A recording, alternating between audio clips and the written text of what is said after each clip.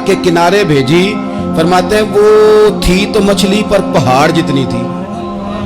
बुखारी में लफ्ज हैं, हजरत जाबिर इब्न अब्दुल्लाह रज़ी अल्लाह ताला अन्हु फरमाते हैं 300 आदमी 18 दिन तक उस मछली को खाते रहे, मछली खत्म ही नहीं हुई। मछलियां नहीं, मछली।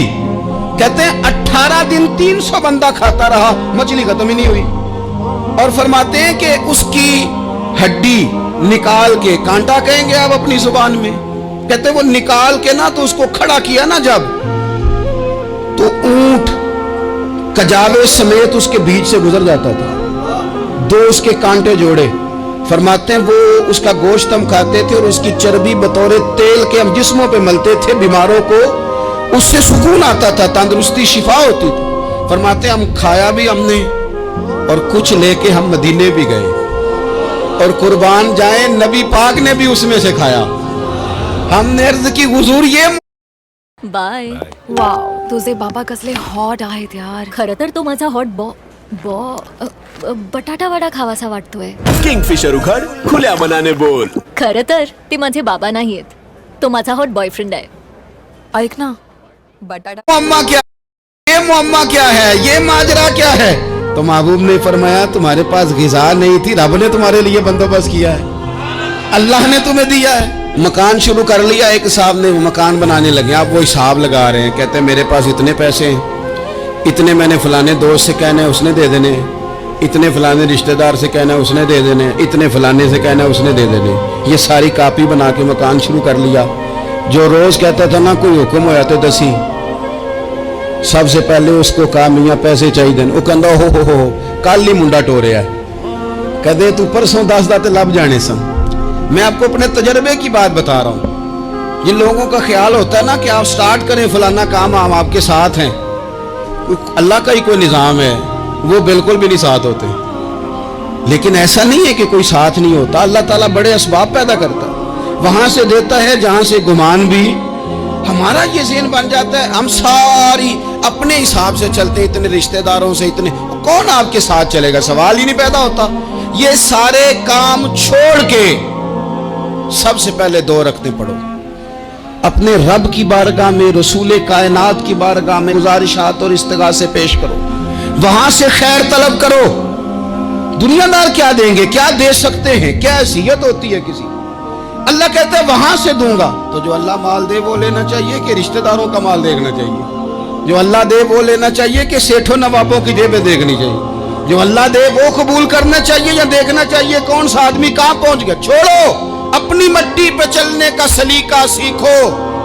किसी के संग मरमर पे चलोगे तो फिसल जाओगे, फिसल जाओ। इस पर एक और बात अर्ज कर दूं, सही बुखारी से, मुस्लिम से एक और बात। कुछ चीजें ऐसी हैं जिनसे अल्लाह की मदद आती है, मदद मिलती है। एक चीज उनमें से ऐसी है जिससे बहुत मदद नाजिल होती है, वो है कि जब रब आपको देना तो फिर आप भी उसके रास्ते में दें, फिर मदद आती है, फिर और आता है। बुखारी मुस्लिम में हदीस है, ये ज्यादा ही तवज्जो तलब अमर है, इस पर आप गौर करेंगे। हजरत अबू हुरैरा फरमाते हैं कि नबी पाक अलैहिस्सलाम ने फरमाया, एक शख्स ने बादलों के अंदर से आवाज सुनी कि फलां आदमी का खेत और बाग खुश्क हो गया है, वहां बरसो और उसके खेत को सैराब करो। वो बड़ा हैरान हुआ कि बादल से आवाज आ रही। फिर उसने देखा कि एक पहाड़ी पर बारिश हुई, वो बादल वहां बरसा, फिर नालियों से होता हुआ पानी एक तरफ चला। तो जिसने आवाज सुनी थी, हुजूर बयान कर रहे हैं, वो भी पीछे पीछे चला कि पानी किधर जा रहा है। उसने जाके देखा कि एक मकाम पे एक बाग को वो पानी लग रहा है और एक आदमी वो पानी लगा रहा है। उसने उससे पूछा तेरा नाम क्या है? उसने कहा क्यों? कहने लगा बता ना। उसने नाम बताया तो कहने लगा यही तो वो नाम है जो मैंने बादलों के अंदर से सुना है कि फलां के खेत को पानी दे दो। उसने कहा यार तू क्या अमल करता है कि स्पेशल तेरे लिए बारिश बरसे?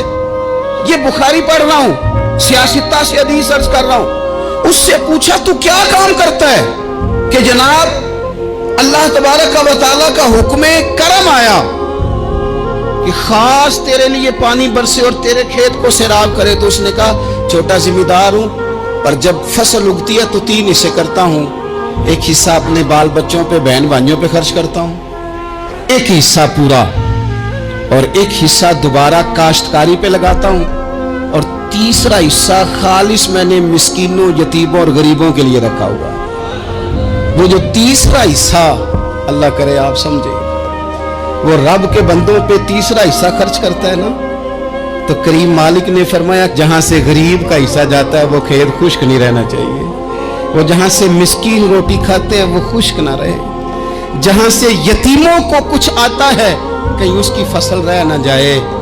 मैं और आप भी अगर अपने माल में मिस्कीनों, यतीमों, गरीबों के हिस्से रख लेंगे तो फसलें खुश्क नहीं रहेंगी, उनके अंदर ताजगी आएगी, नूर आएगा, करम आएगा, खास कर खुदा की रहमत बरसेगी।